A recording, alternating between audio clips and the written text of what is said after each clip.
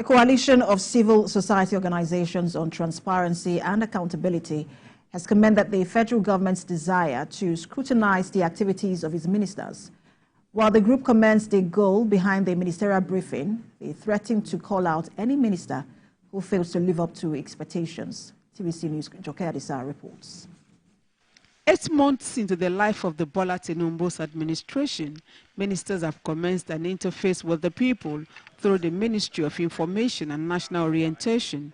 Since the removal of subsidy on fuel in May 2023, Nigerians have been having some difficult times coping with high cost of products and services.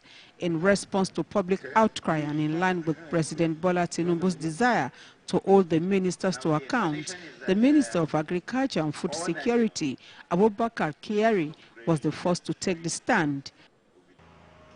This coalition of civil society groups says it has been following the developments closely as it commends President Bola Tinubu for putting the ministers on their toes. It applauds the steps taken so far by the Federal Ministry of Agriculture and Food Security towards arresting the high cost of food in the country. While we have noted the various efforts of the Honorable Minister of Information and National Orientation, Alhaji Mohammed Idris Malagi, to keep Nigerians informed in the most honest and decent way, his particular decision to come up with this ministerial press briefing is most suited and fitting for this moment. It behoves on all of us, civil society organizations, citizens of our country, to say, oh, at this point, this is what this minister has said, just like was read in the press text.